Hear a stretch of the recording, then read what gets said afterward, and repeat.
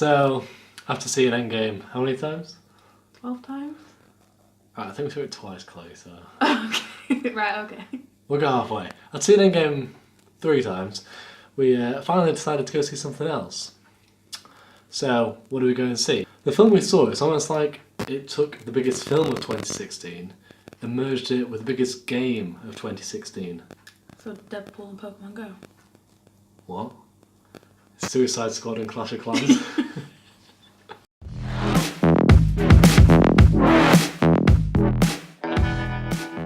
Detective. Pikachu! So the story is set to Pikachu. God, I'll let It's alright, I've got a hair in my mouth. You don't want to eat hair. It's bad for you. I like it. Okay, so the basic story is that there's a boy called Tim. And that's it. So this boy called Tim, clearly he's been involved in Pokemon in the past, so that's revealed. And well, to be fair, we missed the start, so we don't really know too much about his yeah, backstory. but why did we miss the start? So we walk into the cinema and just like we missed the start of the film. So the first 15 minutes. So I truly would like to tell you what happened in those first 15 minutes, but the truth is we were late. And why we were late? Because you were putting your shoes on. Because you were doing your makeup. Where the Pokemon and the humans interact with one another. He meets his dad's Pokemon, who is Detective Pikachu, of course. And then they work together to solve the dad's mystery. Oh, Pikachu's got a really weird coffee addiction as well. Yeah, but I guess that's sort of the only addiction they could put in a PG film. Oh, he's also got that thing where you forget things. It's ironic. Amnesia. So there are 3 main characters in this film, each of them quite different. So, main character, set to Pikachu. Yeah. Well, yeah. No, I meant talk about the main character who is set to. He's not the main character. Right, talk about the set to Pikachu then. Well, spoiler, is played by Ryan Reynolds.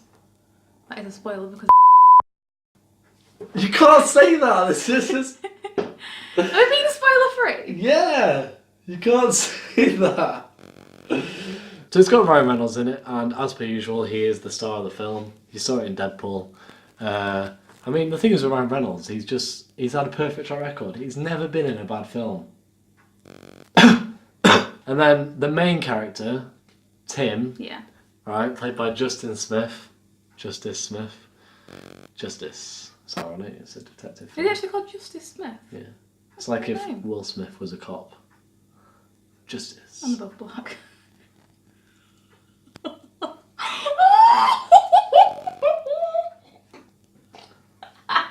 Justice. So I'd say, my opinion on this is that the relationship between Tim and Detective Pikachu is very generic in that they get forced together, they don't really want to be with each other, they grow together, they fall out, and in the finale they come back together. And it's so generic, we've seen it in so many films. I think on the whole this film really plays with like expectations, and then there's a lot of twists that I didn't see coming, and that sort of like in films similar it set it up to go down a similar route and then it just backtracked. We had predictions at the beginning of the film. Yeah. And all of them are incorrect. Like we'd sit there in the film and I'd be like, Pretty much. "Oi, Im, that's Thanos." And you're usually And then good at guessing films. Yeah, I'm usually quite good at I mean, not to brag, but I'm pretty good. Final character that we're going to talk about, Lucy.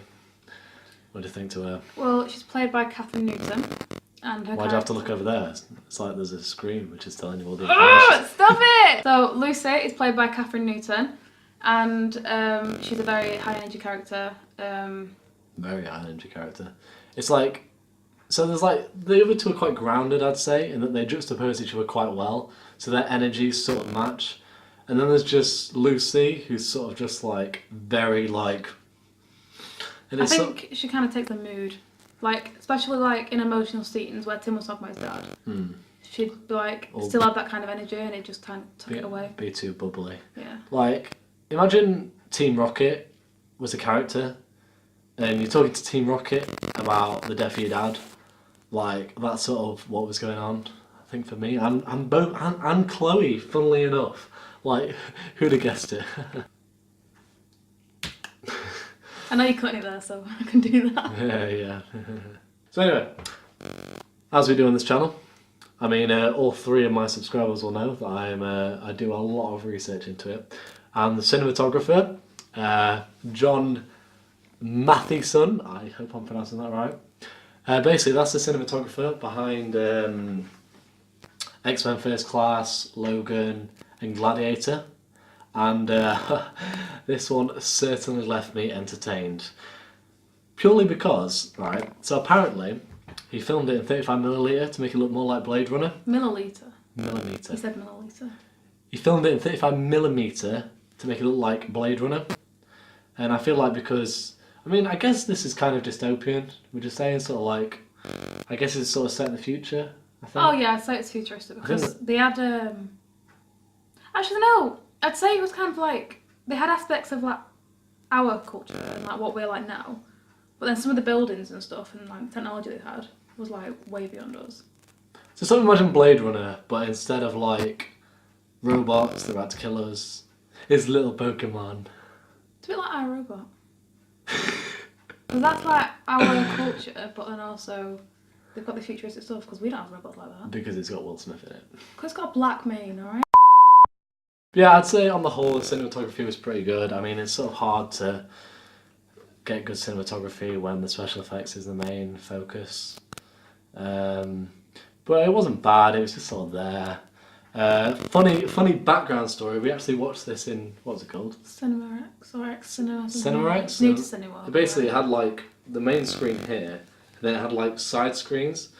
So like the film would like play on the main screen, but then also part of like the bit you wouldn't usually see is on these screens, and it was very weird. It was like 270 degrees. I mean, I'm glad we were sat at the back, because if you're sat at the front, you're like... So in terms of the CGI, I'd say that on the whole, it was good. I mean, obviously, it relied heavily on CGI. What Pokemon aren't real? But there was this really weird scene where, like, I think they're called Torturas? Gen 4, one of the main ones. Oh, anyway, the like, massive turtle. Yeah, the turtle ones. So they just like sort of... They turned as big as islands, and they must have been so expensive for CGI. And it looks good at the time, but then in terms of the story, they just sort of... The scene lasted for about 2 minutes. Yeah. They grew, and then they went back into the ground, and then that was all we heard. That was it.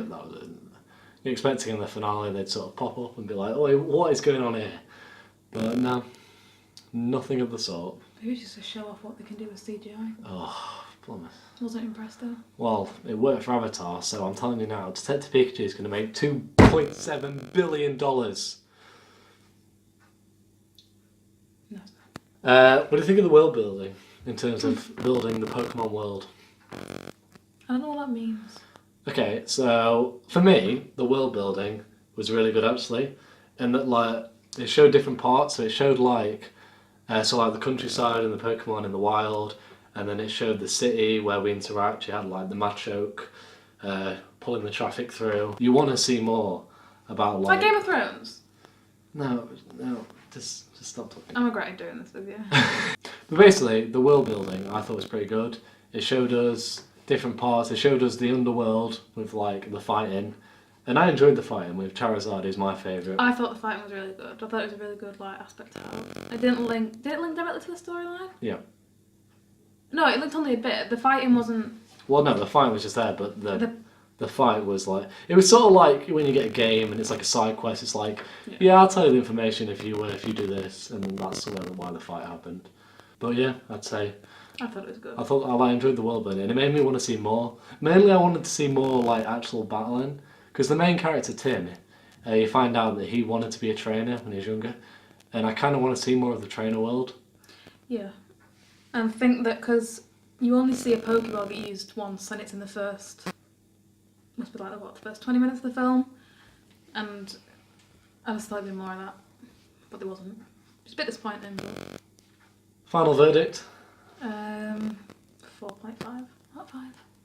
I'd give it a 4 out of 5. I just think some of the parts I didn't really like Lucy's character didn't really fit well for me. Whilst there were unexpected parts, I thought that the arc between Pikachu and Tim was very generic. But I think it was a very good film. A lot of parts surprised me, and I definitely recommend viewing it. Oh my god, that is the end of another review. I say another review, that is the end of the first review. Hopefully of many, maybe not. I don't know. We'll see. We'll see how it goes. We'll definitely... If this video, right, gets 2 views... No, if it gets 2 likes, we'll make a second video.